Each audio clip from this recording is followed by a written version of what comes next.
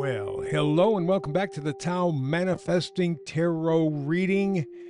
It is the most honest and clear reading in terms of metaphysics that you're going to find on the internet, maybe anywhere, period.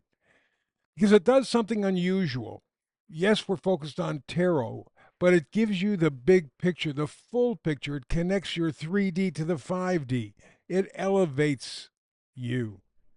There's no fantasy, no unicorn stuff, no rainbows, no woo woo anything. It's absolute reality, the matrix that you call your life revealed, and much more. Because you see, tarot equals manifesting, it is human kryptonite. I've discovered after doing tarot for over 20 years, tarot is the science of your potential. In my 20 years plus, I've never seen tarot really predict anything. Oh, once in a while you might get a nibble on something, but by and large, you don't get anything tangible, usable. And that's what I want in these readings. I want you to be able to hear it, to see it, to feel it, to taste it, to touch it, to experience it. Because again, tarot is the science of your potential.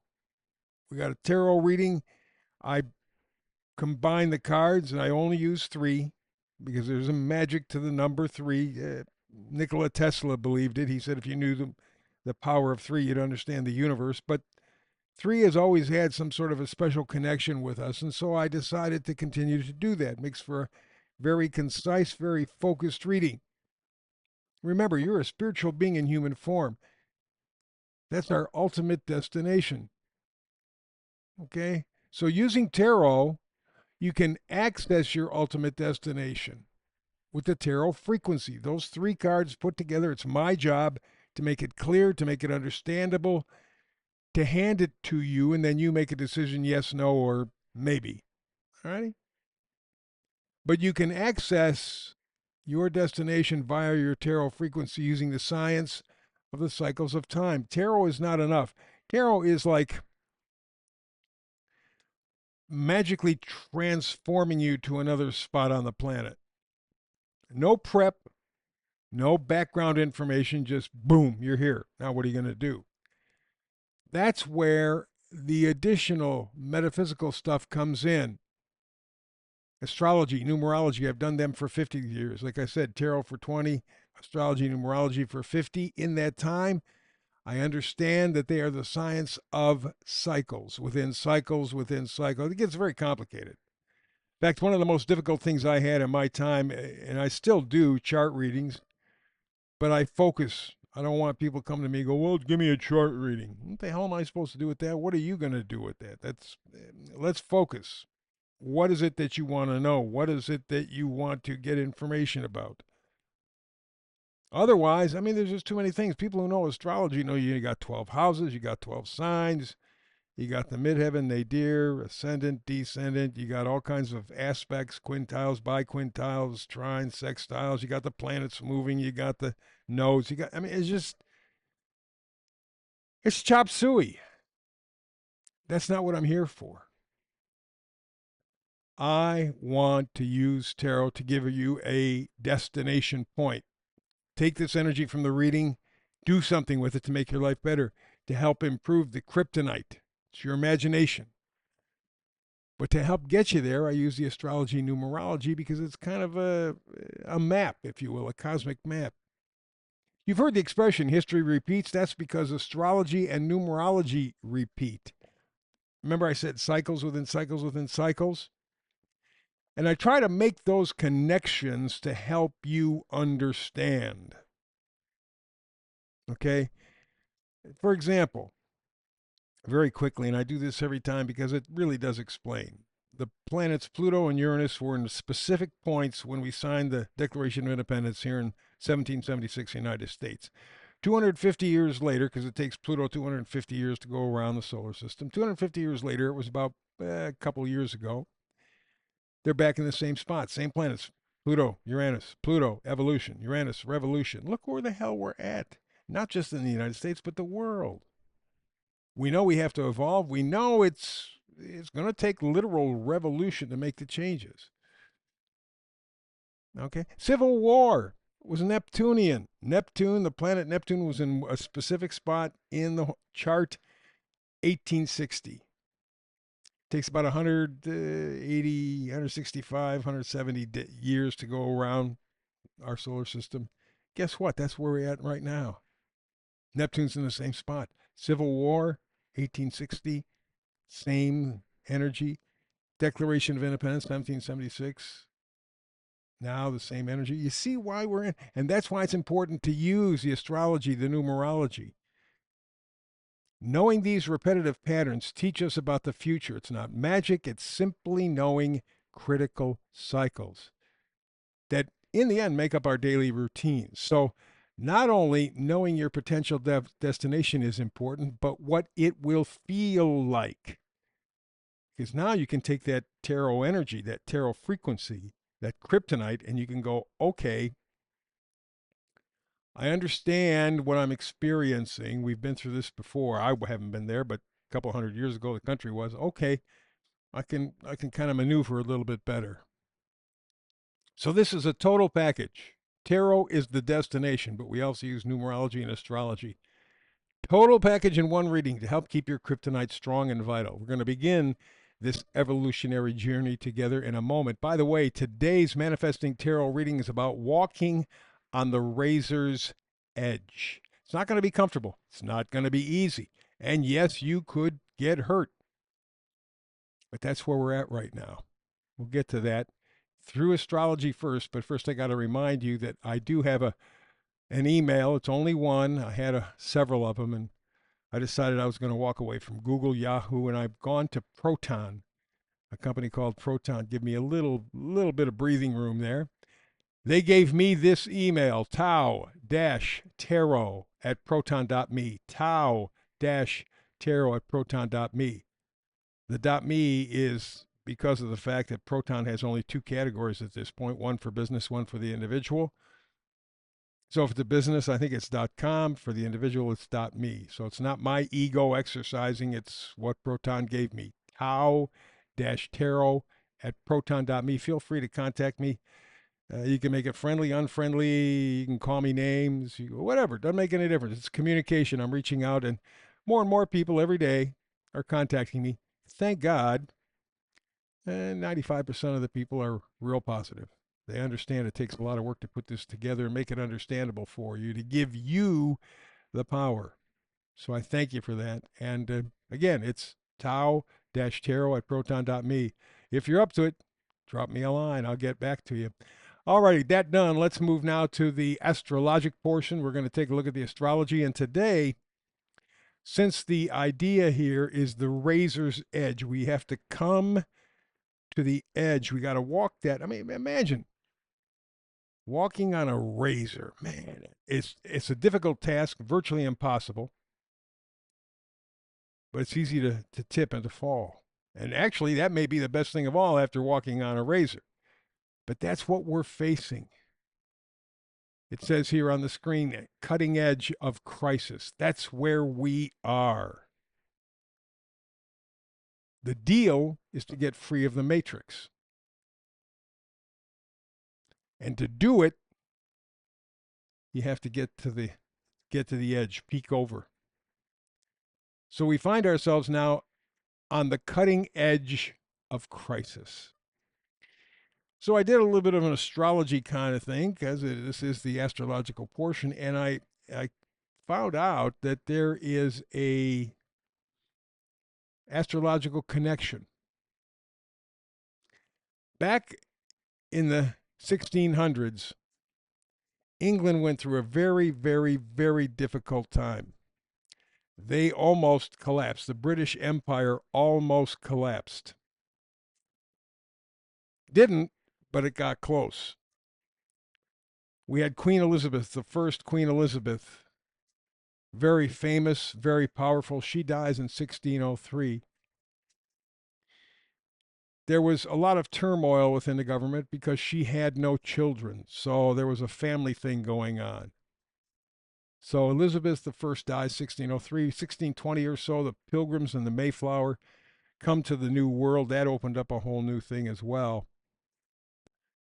And then in the mid 1600s, there was literally a civil war. Went back to Elizabeth's time because she had no kids and there was problems in terms of dividing up the empire and so on and so forth. You had several groups vying for power. It was very messy, very messy. Literally, it could have brought down the British Empire. It didn't, but it could have. And in that time frame, some interesting connections were made. Probably the most damaging was dealing with the Jewish money changers. I don't think in 1600s they were known as bankers yet, but we'll use a biblical term. They were money changers, and they had horrendous reputations. They had been kicked out of several hundred countries. Over 1,000 times when you added them up, what they did was they cheated. They used usury. They charged money for lending, and they cheated on top of that, and they ended up screwing up governments all over the place and then got kicked out. And down the road, they came back again because obviously we're talking about maybe 250 countries over a couple thousand years. But they have more than 1,000 chances. So people welcomed them back. I guess they forgot after a while. Human beings do that. But that was one of the other things that complicated things in Britain, which, by the way, is one of the reasons why you see still today, when we're talking about world domination, Britain always comes up, the United States comes up, and Israel comes up. That is not a typo, and that's not a mistake. That's how it was intended. And it was really set in motion during this time in the 1600s. And what gave the opportunity was Elizabeth I dying and not having any heirs to pick up the throne. It left a void.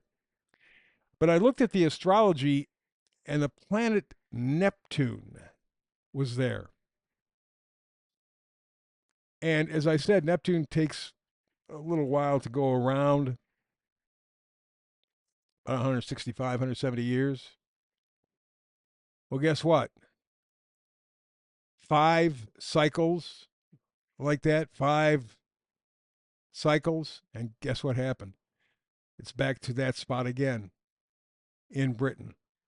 5 cycles. You pay attention to what's going on across the pond, as they say, in Britain. Revolution is at hand. There has to be some kind of change. Literally, the possibility of ending the empire again. 5 Uranian cycles starting in 1600. And it hits exact this year. See why I like astrology so much? Because it comes back, it comes back, it's come back. So now, whatever the energy is in terms of your reading for the tarot, now you have an idea. You have a feel for what's ahead, not just in Great Britain, but around the world. These cycles are coming together. There is a world of change ahead. Question is it going to be good or bad? And that's where your tarot reading comes in. Let's add in something else. Let's do the meme of the day. Here again is a review of what happened in Britain. Queen Elizabeth I dies. We have the Mayflower coming to America. But the big one that we're focused on right now is Civil War, because it's dependent upon Elizabeth dying and not having any heirs. Nobody to take her place. And that opened the door to all kinds of political and economic chicanery, and we are paying the price for it now. Down the road, 1600 to 2025. Who'd have thunk it, huh? Let's go to the missing link. Still going to stick with England. And this is where it gets sticky, because there had been a thing going on for quite some time. The Jews and the Bank of England. By the way, the Bank of England was something that the King of England at the time wanted. He wanted to go to war. He couldn't afford it, so he put the word out to the money changers, money lenders, whatever you want to call them in Europe, mostly Jews, not all, but mostly. said, hey, I need some help. I want to fight this war. Can you help me out? And they said, yeah, sure, sure. Sephardic Jews stepped up to the plate in large part, and they said, yeah, we'll lend you the money, and yeah, we're going to charge you interest as we always do. However, because this is such a big deal, we want to set up something called the Bank of England. Now, you could be a shareholder. You're not going to own it. We're going to own it. We're going to control it. But the Bank of England, we're above the law. And so therein lies the issue. That's when they began to put their claws into the economic system. In fact, in 1803, Meyer Rothschild said, you can do what you want with government, just give me control of the economy. And put it out there. That, without a doubt, is capitalism. I don't give a damn about the government. I'll buy it, as we can see around the world. Then I'll get to do whatever I want to do. So it is a problem that was set up because there was that hole in the monarchy, but frankly, the situation really was all about people handing over their power. And the Jews and the British banking system, the world banking system, very well established. And in fact, they took that same kind of mentality to establish the Federal Reserve here in the United States. It's the same thing, just the American version. Print money out of nothing and pocket the profit. And we're paying the price for that as well. Fascinating stuff. If you have a chance to read this page, please do. Let's go on to the tarot now. This is the destination. You got a good flavor, a good feel for the energy. Now let's focus it with the tarot. First card up, Eight of Swords. It's a depressing card, in part because there are all these swords. Swords, by the way, in tarot are truth, information, data, that kind of stuff. Can be true or false. It just says that there's information there. And we see in the card, here's this lady bound and blinded. She has 8 swords behind her. They're not stopping her from moving forward. They're not impinging on her in any way. It is her decision not to remove the eye cover and not to undo the ties. And on top of that, she's standing in a little stream of water, which is her intuition. In other words, she knows that she's effing herself, but she can't help it. And that's pretty true of people. People know what the truth is. They can feel the truth. And it's surprising how many people just don't really give a damn. They want to stay with what they know, even though it's hurting them. Doesn't make any difference. Next card up is the Three of Pentacles, talking about new skills. And that's because you change your value system. Pentacles are value. Now, for really crappy tarot readers, they're going to talk about money. Money things. Ooh, money things. Ooh, money things. But it's that attitude that has created the shithole we call life on planet Earth here in 2025. You know, biblically, I think it was Jesus that said, you serve either God or mammon, not both. Which, by the way, is true about anything. So you have these people with dual citizenship. They're traitors, American traitors. I would treat them as American traitors. You cannot be loyal to two. Cannot. Impossible. And so what the Three of Pentacles says is that you are finding new skills. You're making new connections. First with yourself. Freeing yourself of the prison from the Eight of Swords to looking at options, to realizing, I got to look at this a different way. And the final card is the Six of Wands. Wands are positivity, excitement, joy, enthusiasm, hope. And the Six of Wands says, as you move through this process, as you dance on this razor's edge, you break away from the restrictions. You realize that you have to kind of start over again. The minute you get to that point, success is within reach. That's the Six of Wands. You can do this, but remember, it's going to be tough, it's going to be tricky, and it's going to be even a little painful. You got to dance on the razor's edge. But now you know, and that's the very important lesson here. Hey, time is up. Thank you very much for being here. I realize that money doesn't buy time, so this is an investment on your part. Thank you so much. I appreciate you. You make my day, make my life. Thank you. Hey, please, one thing before we blow out of here, like and subscribe, like and subscribe, like and subscribe.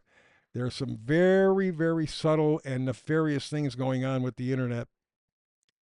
Podcasters are really, really feeling it. Please help. Like and subscribe. You make the difference. Hey, between now and the next time you and I do tarot together, peace and blessings.